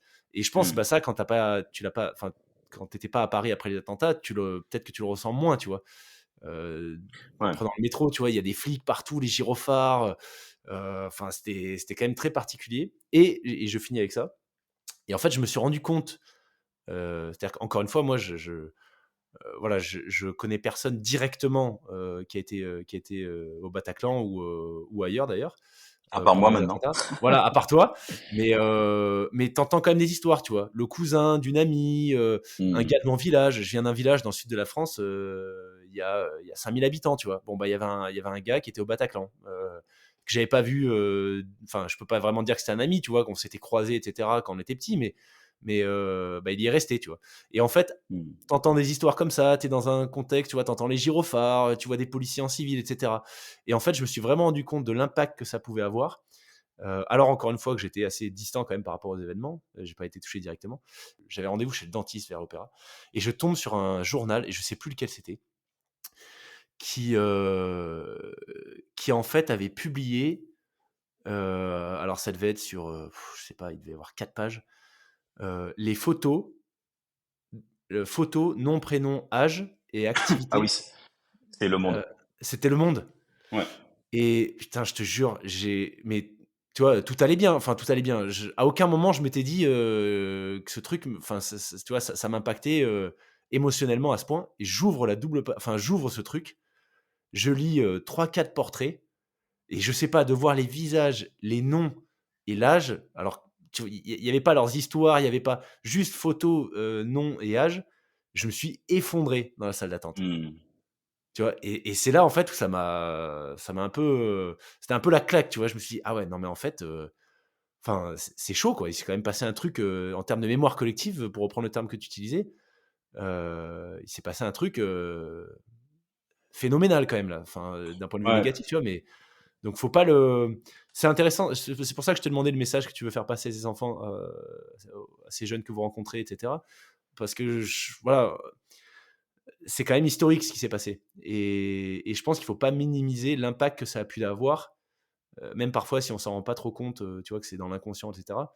Mais collectivement, c'est quand même massif, ces attentats.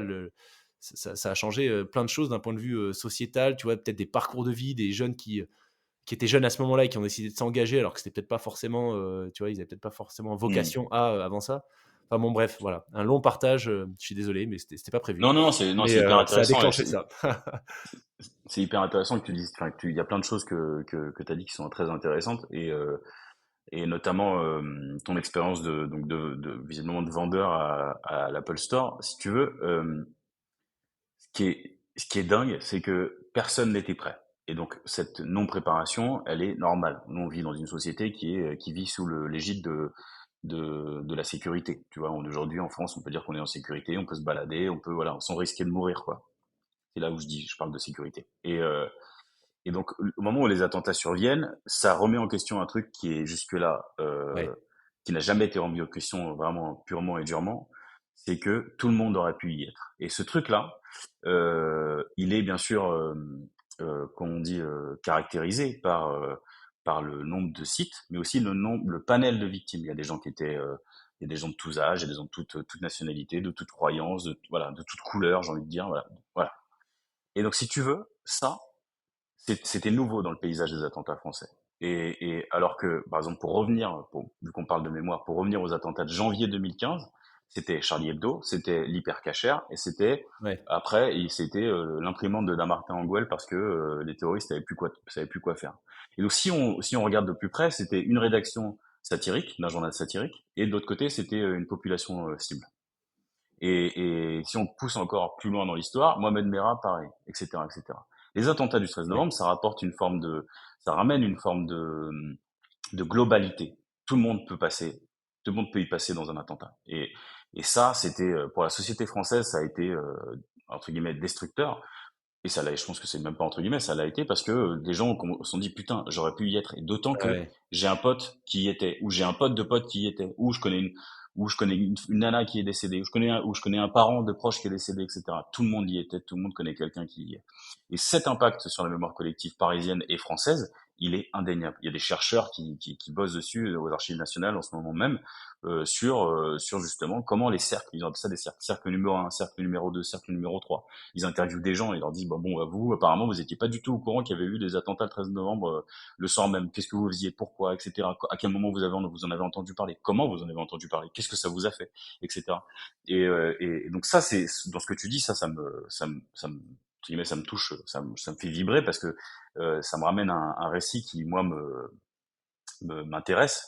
C'est comment les autres ont vécu ce que moi j'ai vécu à l'intérieur, qu'est-ce qui se passait à l'extérieur à ce moment-là. Et ça mmh, c'est un truc qui m'a longtemps happé.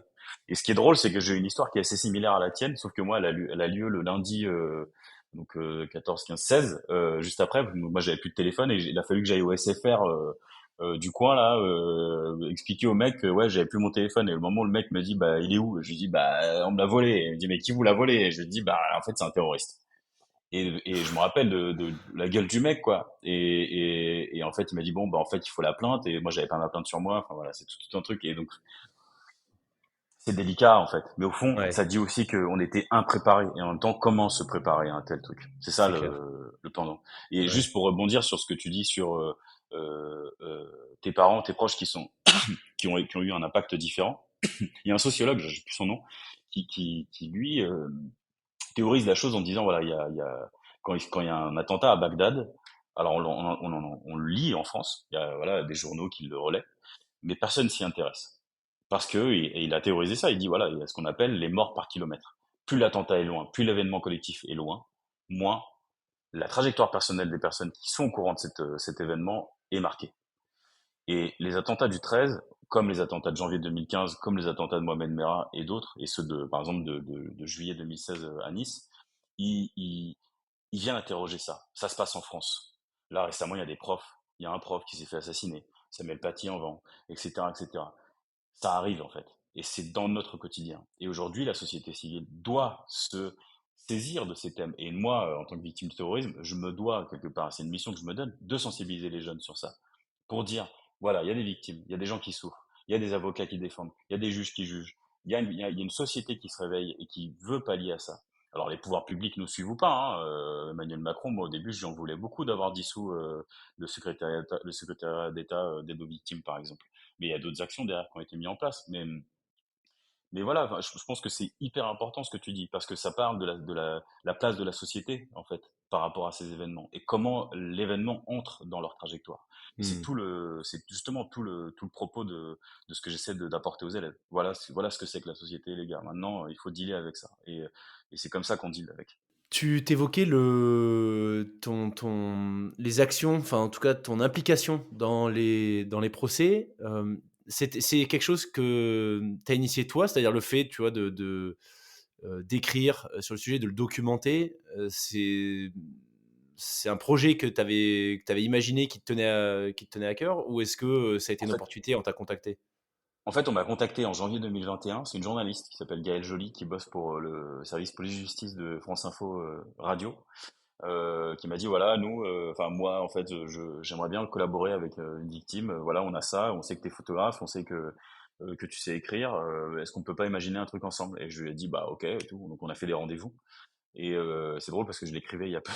Et on a fait des rendez-vous à la radio, etc. Elle m'a présenté des gens et en fait j'ai proposé grâce à elle aussi, proposé cette idée de journal de bord en ligne qui qui retracerait le parcours d'une partie civile au procès. Donc la partie civile c'est moi, avec une photo par jour et un texte par jour. Et donc au début la radio m'a dit ouais bah c'est super génial et ils m'ont proposé ensuite de collaborer avec eux sur des photos, sur des portraits de podcasts qui sont toujours présents sur le site de France Info, qui vont parler en fait d'acteurs au procès des attentats, donc des proches de victimes, des policiers qui ont eu à un moment donné une importance dans le dossier, ce qu'on appelle V13, qui est le dossier des attentats du 13 novembre.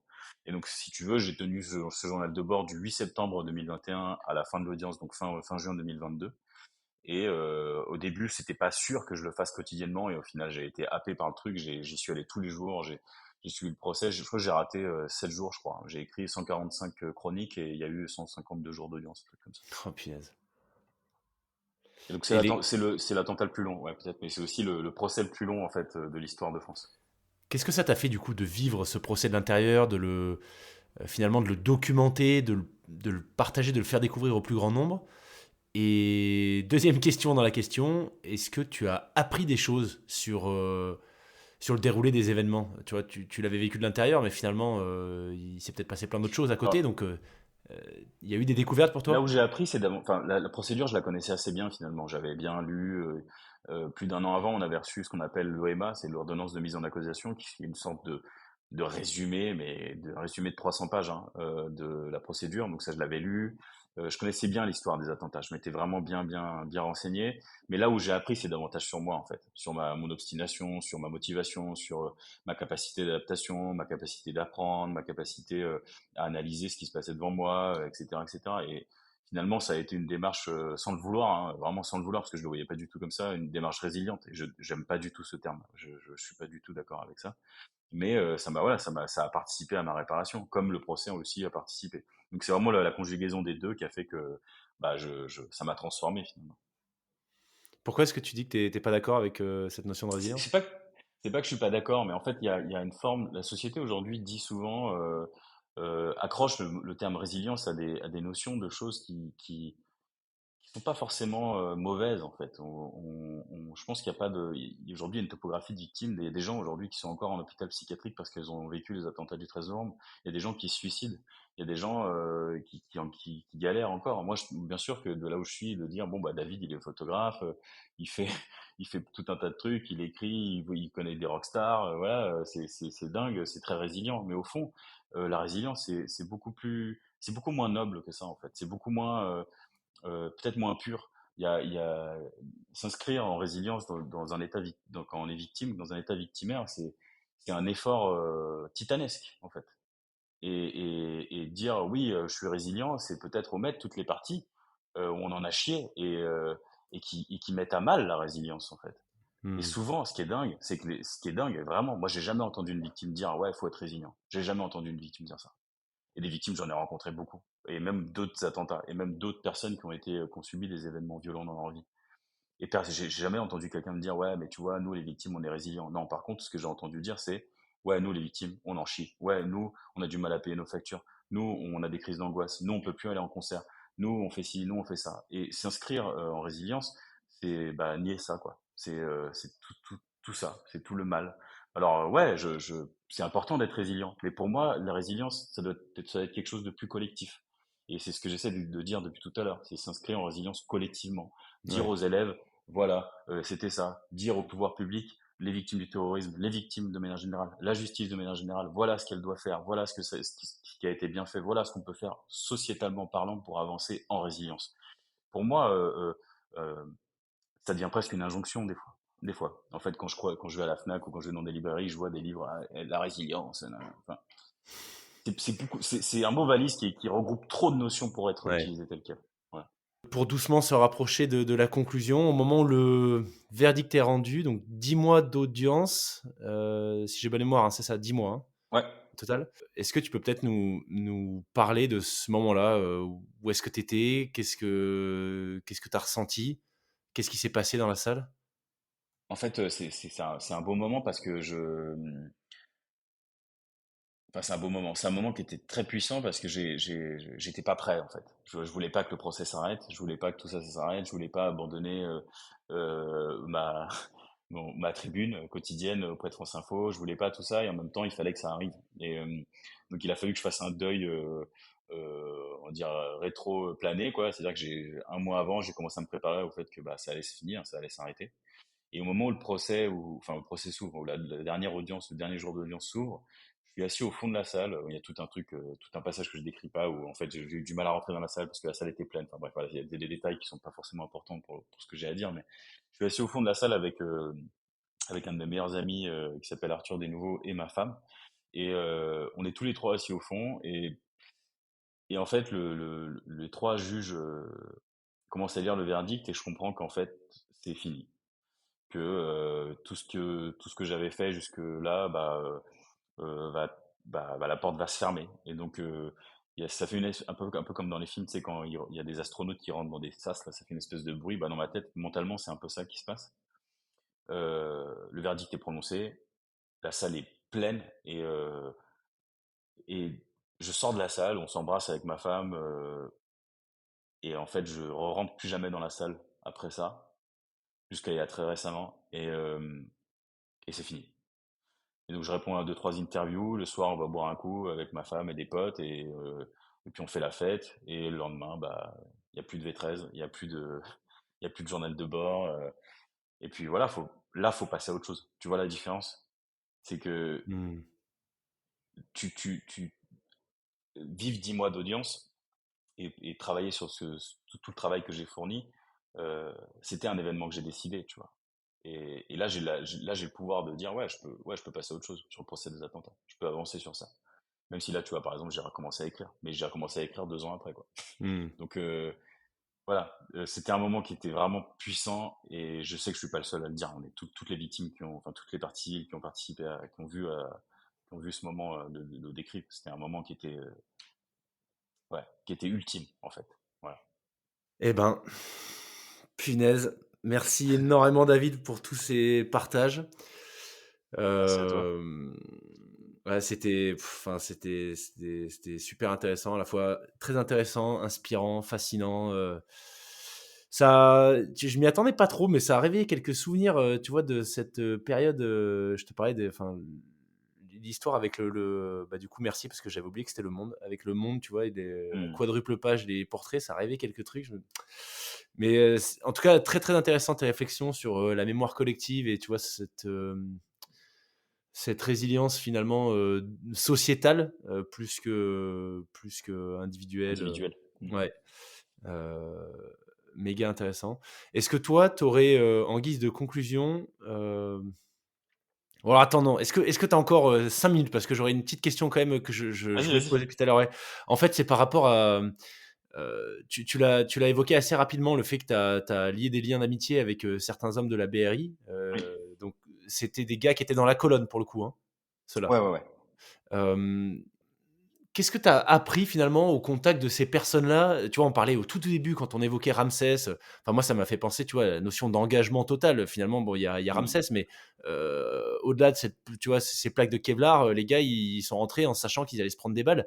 Donc et puis j'imagine que le rapport est peut-être un peu particulier parce que, ils ont risqué leur vie pour sauver les vôtres. Donc Mmh. qu'est-ce que tu as appris? Qu'est-ce que tu as découvert dans ces liens d'amitié qui sont créés, avec ces hommes-là?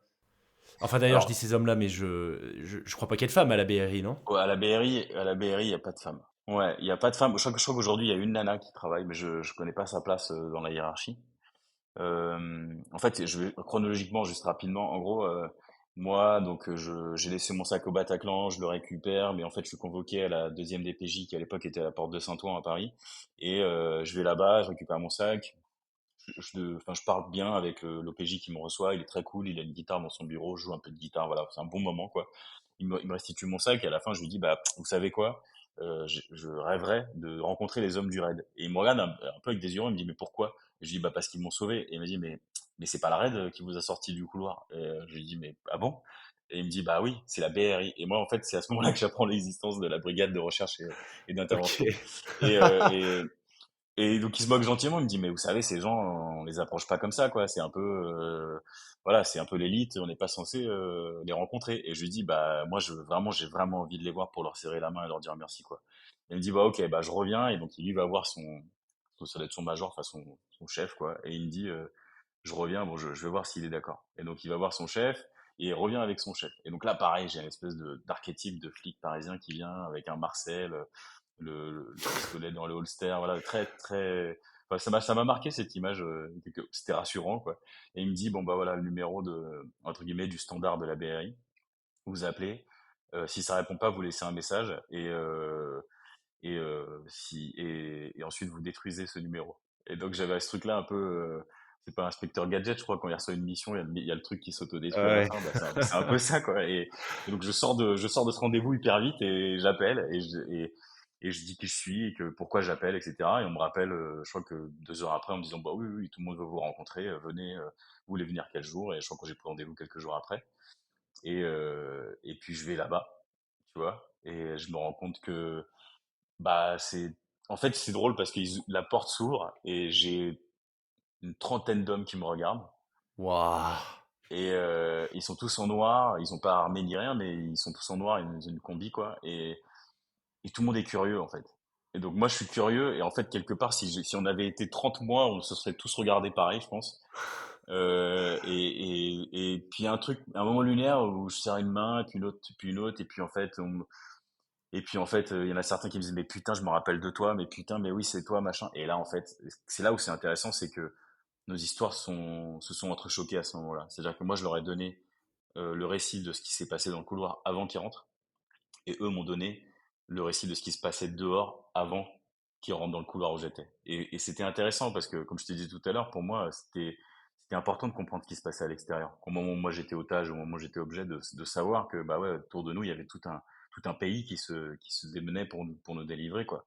Et donc eux, ils me disaient, bah oui, bah nous, à ce moment-là, on était dans le Bataclan, on faisait ci, ça, machin, on se positionnait là et tout, parce que tu vois, machin. Et en fait, on est devenus potes. Je suis arrivé à 10 heures du matin, je suis parti du service, il était 17 heures, on a bouffé ensemble, enfin, laisse tomber. Et derrière, j'ai pris des numéros et machin, on s'est revus, on a bouffé ensemble, on s'est revus ensuite plusieurs fois. Je suis passé, à la fin, le numéro 1 de la BRI, il en pouvait plus parce que j'étais tout le temps là, quoi.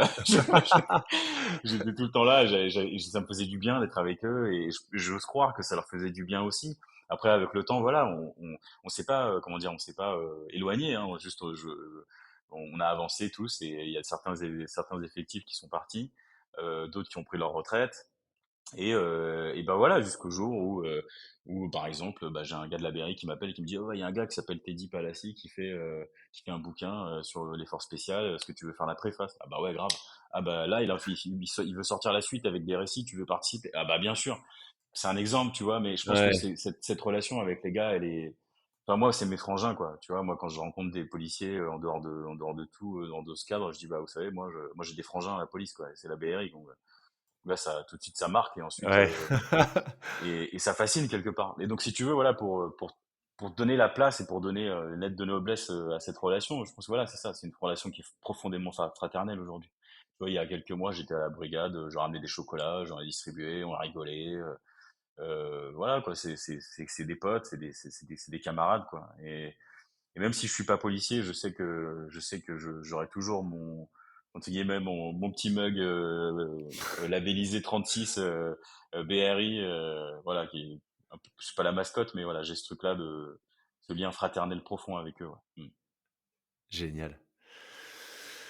David, un immense merci pour ton temps, pour tout ce que tu as bien voulu partager avec nous. Je te l'ai déjà dit, mais je te le redis, c'était fascinant, extrêmement Merci. intéressant et particulièrement inspirant. Est-ce qu'il y aurait peut-être un message que tu souhaiterais faire passer pour conclure? Alors, on a parlé quand même de pas mal de choses, mais voilà, je te le disais en intro, ce podcast, l'objectif pour moi, c'est de mettre en lumière des parcours de vie euh, qui sont riches ou en tout cas atypiques, clairement, tu vois, que ce soit à travers des choix ou à travers des événements comme toi tu as pu vivre qui se sont un peu imposés. Et donc, j'aime bien, tu vois, j'aime bien assez régulièrement quand même aller explorer l'envers du décor, les parties immergées de l'iceberg dans le sport de haut niveau, par exemple, comprendre ce qu'il y a derrière. Bref, aller au-delà de juste, tu vois, les paillettes et les façades qu'on peut voir parfois dans certains parcours. Donc, c'est pour ça que quand j'ai introduit l'épisode tout à l'heure, je parlais de résilience parce que moi, c'est vraiment le terme. Mm. Alors, voilà, tu m'as dit que t'avais une vision un peu différente, mais moi, c'est vraiment le terme qui me venait à l'esprit, tu vois, plus je lisais sur ton parcours, plus c'était, voilà, ça ressortait assez fortement. Donc, bref, tout ça pour te dire, est-ce qu'il y aurait peut-être un message que tu voudrais faire passer à toutes celles et ceux qui nous écoutent, qui sont friands de parcours comme le tien, d'hommes et de femmes qui se relèvent, qui trébuchent, mais qui se relèvent. Qu'est-ce que tu voudrais leur dire à tout cela? Bah, en fait, pour moi, en fait, c'est important de pouvoir s'écouter, de savoir s'entendre, dans le sens où quand on vit un événement comme celui-là, mais même, enfin, il y a des gens qui sont traumatisés à vie par une agression violente dans la rue, par exemple. Des gens qui sont ensuite incapables de prendre les transports en commun, fréquenter certains lieux, qui n'osent plus sortir à certaines heures. Euh, et aujourd'hui, on est dans une société où malgré la sécurité, bah, il y a des événements comme ceux-là qui peuvent se produire. Et j'ai envie de dire, ce qu'il faut comprendre, en fait, c'est que on reste la même personne, mais que il faut réussir à dealer avec ses peurs. Et en fait, en dealant avec ses peurs, on apprend qui on est. Et moi, un jour, j'ai une amie dont je connaissais pas l'histoire, qui me voyait pleurer. J'étais en pleine crise d'angoisse et elle m'a dit, mais David, qu'est-ce qui se passe et tout. Et je lui ai dit, bah voilà, moi, tu sais, j'ai été pris en otage, hein, et je pleurais, je pleurais, je pleurais. Et elle m'a dit, mais tu sais quoi, David, un jour, ça va aller mieux. Et je la croyais pas. Je lui ai dit, mais c'est pas vrai. Moi, je lui ai dit, c'est pas vrai, je te crois pas. Et tout. Elle me dit, mais si, si, je te jure, un jour, ça va aller mieux. Et je vais t'expliquer pourquoi. Et en fait, elle m'a expliqué qu'elle avait été prise en otage. Pas du tout dans un contexte terroriste. Et en fait, ce que je veux dire par là, c'est que au fond, on a tous la capacité d'aller mieux. Et pas forcément d'être inscrit dans un truc de résilience ou quoi que ce soit, mais il y a une simplicité dans le fait d'accepter la vie comme elle est et qui n'est pas une fatalité en fait. Juste voir la vie telle qu'elle est, voir ses proches, accepter l'amour, accepter le plaisir, accepter la tristesse, accepter la haine parfois, accepter la colère et pouvoir réussir à recycler toutes ces émotions pour en faire quelque chose. Ça peut être de l'écrit, ça peut être des projets, ça peut être des rencontres avec des élèves par exemple, ça peut être des interviews, ça peut être tout un tas de choses qui vont faire exister le mal en dehors de nous. C'est ça que j'ai envie de transmettre, c'est parler, parler, parler entre vous, communiquer. Vous êtes fait agresser, vous êtes fait violer, vous êtes fait violer, vous avez été violé. euh, Témoigner, expliquer, dire les choses. Ne vous enfermez pas, en fait. C'est ça le truc. Il faut pas s'enfermer. Il faut parler, il faut témoigner, il faut nourrir. Et pas seulement, moi, dans mon cas, ouais, c'est la mémoire collective. Tout le monde m'a vu frôler la mort. Mais dans les cas des gens qui sont seuls, qui sont isolés, c'est important de leur faire comprendre qu'ils ne le sont pas finalement. Et c'est ça que j'avais envie de dire, que on est jamais vraiment seul. Et je sais que autour de nous, il y a des gens, autour de moi, il y a des gens qui m'ont entendu et qui m'écoutent encore. On n'est jamais vraiment seul, en fait. Voilà. Merci énormément David. S'il y en a qui veulent pourquoi pas entrer en contact ou en tout cas creuser ton histoire, donc tu nous parlais de ton livre, édition Pygmalion, c'est ça? Ouais, un jour dans notre vie aux Un jour éditions dans notre Pygmalion. vie, yes.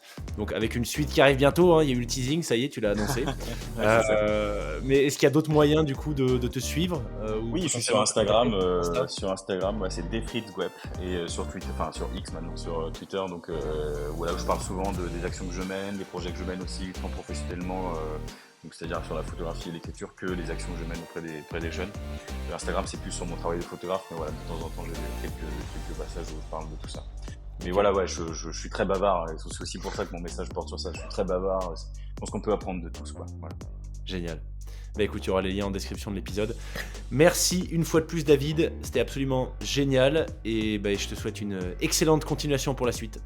Merci beaucoup à toi.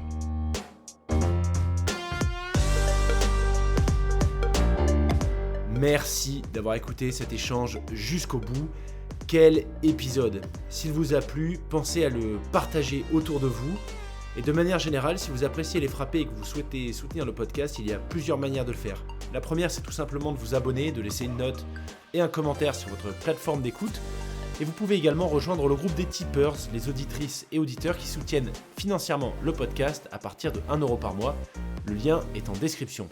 Vous pouvez enfin tout simplement parler à fond des frappés autour de vous pour qu'encore plus de gens osent se lancer.